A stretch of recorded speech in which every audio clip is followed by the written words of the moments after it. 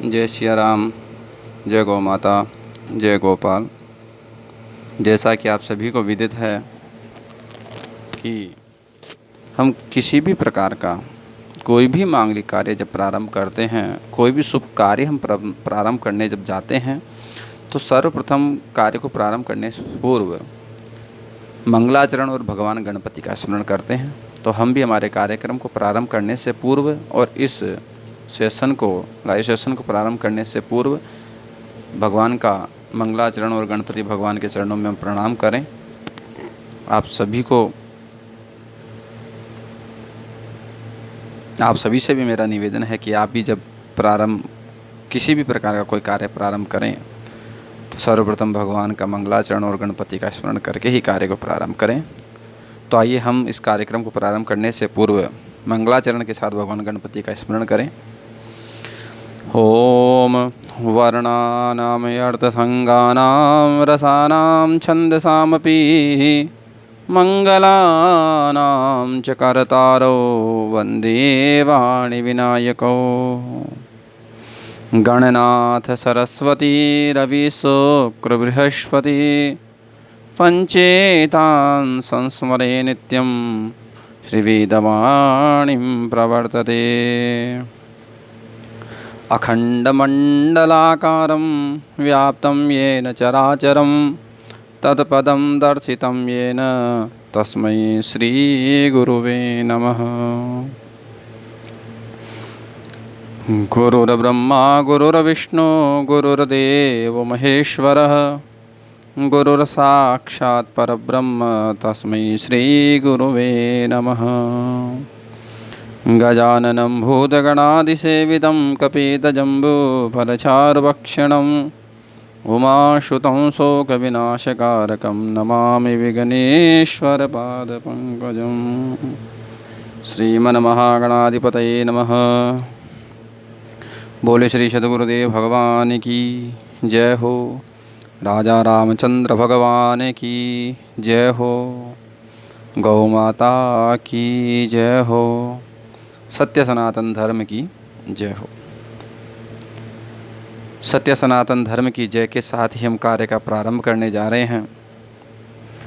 और सनातन धर्म में भगवान श्री सीताराम जी महाराज की असीम अनुकंपा आप सभी भक्तों पर रहे। आपके सभी कार्य मनोरथ सिद्ध होते रहें, ऐसी मैं इस सेशन को प्रारंभ होने से पूर्व भगवान से मंगल कामना करता हूँ आप सभी के लिए। जैसा कि आप सभी को विदित है कि इस कलिकाल के अंदर ज्योतिष शास्त्र का बहुत महत्व है। हर व्यक्ति को किसी न किसी प्रकार की परेशानियाँ उत्पन्न होती रहती हैं। किसी को व्यापार के संबंधित, किसी को ग्रह के संबंधित, किसी को शरीर के संबंधित, ऐसे अनेक प्रकार की परेशानियां रहती है। भूत बाधा प्रेत इत्यादि भी आजकल बहुत ज़्यादा प्रचलन में है। कई कहते हैं कि महाराज भूत प्रेत इत्यादि होते हैं क्या? ये होते हैं और ये बीमारियां हकीकत में है। लेकिन मैं इसी सेशन में आपसे बात करता हूं कि इस कलिकाल के अंदर ज्योतिष का बहुत योगदान रहा है और निरंतर योगदान हो रहा है। व्यक्ति को किसी न किसी प्रकार की परेशानी आती है। परेशानी जब आती है तो वो या तो भगवान की शरण लेते हैं और भगवत शरण के साथ में वो ज्योतिष की शरण भी लेते हैं।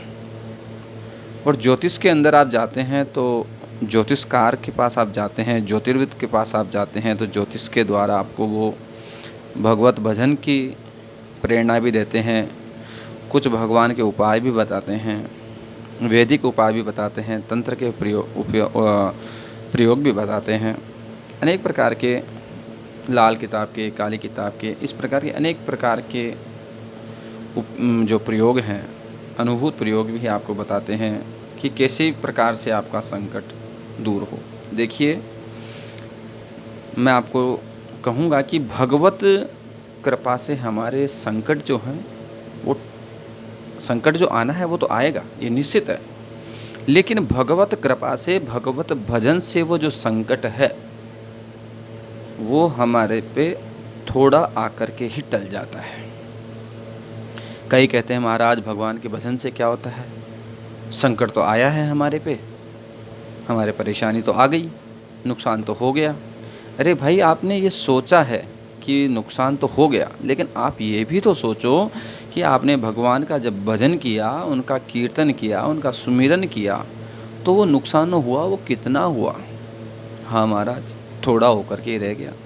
तो इसीलिए कि भगवत भजन बहुत ज़रूरी है और भगवत कृपा भी बहुत ज़रूरी है। तो आज मैं आपको इस सेशन में एक चंद्रमा के संबंधित हम बात करते हैं। आज प्रथम बार विचार आया कि हम चंद्रमा के विषय में ही बात करें। तो हस्तरेखा के अंदर हमारा जो है हाथ है, हस्तरेखा, इनमें कई प्रकार की आपको रेखाएं दिख रही हैं। तो हम इन हस्तरेखाओं के अंदर चंद्रमा के संबंधित आज थोड़ी सी बात करेंगे आपसे। उससे पूर्व मैं बता दूं आपको कि हमारे इस हाथ के अंदर, जो आप हाथ देख रहे हैं, इस हाथ के अंदर हमारे 12 राशियां भी विद्यमान हैं, 27 नक्षत्र भी विद्यमान हैं, हमारे 9 ग्रह भी विद्यमान हैं। इसी प्रकार हमारे संपूर्ण शरीर के अंदर 12 राशियां विद्यमान हैं, 9 ग्रह विद्यमान हैं, 27 नक्षत्र विद्यमान हैं। मस्तिष्क से लेकर के और पैर तक हमारे 12 राशियां विद्यमान होते हैं। आपको कालपुरुष के विषय में भी हम बात करेंगे। तो आपको कालपुरुष के अंदर हमारे मस्तिष्क में कौन सी राशि है, कौन सा ग्रह का निवास है, मस्तिष्क में आँख में कौन सा, मुख में कौन सा, कंठ में कौन सा, हृदय में कौन सा, नाभि में कौन सा, नाभि और लिंग के मध्य में कौन से देवता का, जंघा में, पैरों में और नीचे पैर का जो पगतली का जो हिस्सा है उसमें कौन सा ग्रह विद्यमान है, कौन सी राशियाँ विद्यमान हैं, उनके विषय में भी हम जानकारी आपको देंगे। तो सर्वप्रथम आज छोटा सा मेरे मन में एक प्रश्न आया कि हम हस्तरेखा के अंदर एक चंद्रमा के संबंधित आज बैठे बैठे कुछ चीज़ बैठे बैठे हमने खोजी भी और इस संसार में अनुभव किया है उस चीज़ का, तो हम आपके सामने प्रकट करेंगे आज। तो हमारे हस्त रेखाएँ हैं, हाथ में रेखाएं बनी हुई हैं। इसमें आप देख रहे हैं कि ये जो रेखा आपको दिख रही है, ये वाली रेखा, ये हमारी जीवन रेखा कहते हैं। इसको हम जीवन रेखा, इस वाली को हम कौन सी रेखा कहते हैं, शीर्ष रेखा, और इसको हम आयु रेखा। ये हमारा शुक्र का क्षेत्र होता है, ये चंद्रमा का, यहाँ मंगल का क्षेत्र, ये बुध का हो गया, ये हमारे सूर्य का, ये शनि का, ये गुरु का, ये हमारे यहाँ मणिबंध। ये हम आपको चित्र के द्वारा भी प्रस्तुत करेंगे। तो ये हमारी सब चीज़ें होती हैं। तो इसी हस्तरेखा के क्रम में आपको एक बार चंद्रमा का जो हमारा क्षेत्र होता है, ये हमारे चंद्रमा का क्षेत्र है। इस पे 2 क्षेत्र माने गए हैं चंद्रमा के। तो चंद्रमा के संबंधित मैं थोड़ी सी आपको जानकारी देता हूँ कि चंद्र गुण वाली जो स्त्रियाँ होती हैं, जो चंद्र गुण वाली जो स्त्रियाँ होती हैं, वो सदाचारिणी भी होती हैं और प्रेमी की बड़ी भक्त होती हैं। हाँ, प्रेमी की बड़ी भक्त होती हैं और वे जिस कार्य को करने लग जाती हैं तो उस कार्य को पूर्ण करके ही छोड़ती हैं, बीच में नहीं छोड़ती हैं उसको, मतलब लगन से उसको पूरा करके ही छोड़ती हैं।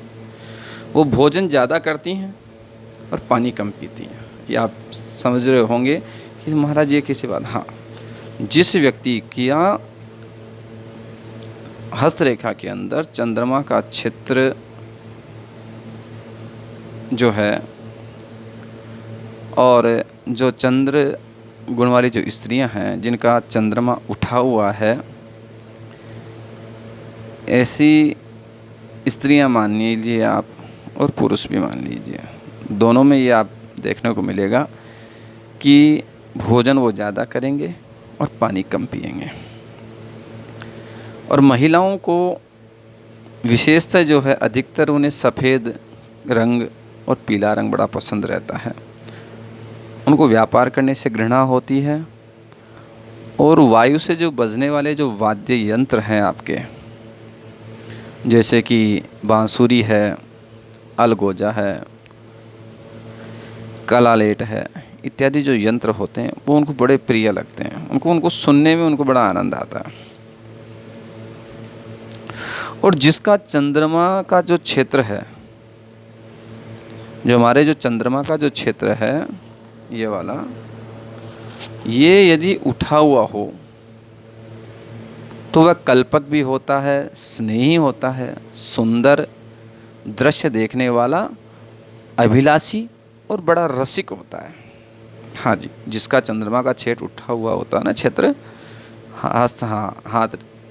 हस्तरेखा के अंदर जिस जातक का चंद्रमा का क्षेत्र उठा हुआ होता है, ऐसा जातक सुंदर दृश्य जो देखने का बड़ा रसिक होता है, अभिलाषी भी होता है, वह मधुरभाषी होगा, प्रेमी होगा और संगीत में बड़ा लीन होगा, उसको संगीत बड़ा प्रिय होता है। लेखक अपूर्व कवित्व शक्ति और कोमल स्वभाव उसका होता है, एवं वह अक्षर जो होते हैं, अक्षर उनको उल्टा लिखने वाला होता है। वह उसको माता का सुख बड़ा मिलता है, धीर होता है और भ्रमण का बड़ा प्रिय होता है।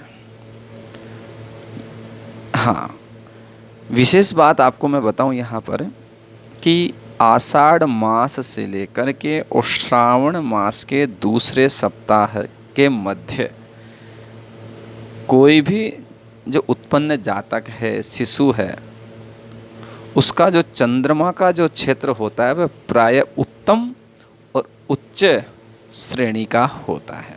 ये विशेष बात है कि आषाढ़ मास से लेकर के और श्रावण मास के द्वितीय सप्ताह तक, दूसरे सप्ताह तक के मध्य में यदि किसी बालक का जन्म होता है तो उसका चंद्रमा का जो क्षेत्र है वो बड़ा ही उत्तम और उच्च होता है।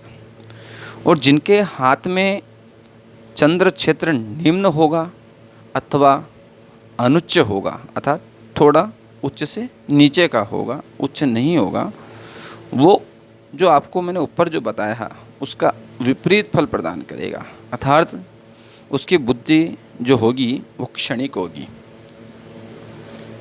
चंचल होगी, वह आमोद प्रिय होगा, स्वयं के अनुसार देखा हुआ, स्वयं के अनुसार समझा हुआ, स्वयं के अनुसार अनुभव किया हुआ, इन्हीं सब चीज़ों पर विश्वास करेगा, वो दूसरों पर विश्वास नहीं करेगा। विशेष आपको एक चीज़ और बताता हूँ मैं इसी में कि यदि चंद्रमा का पर्वत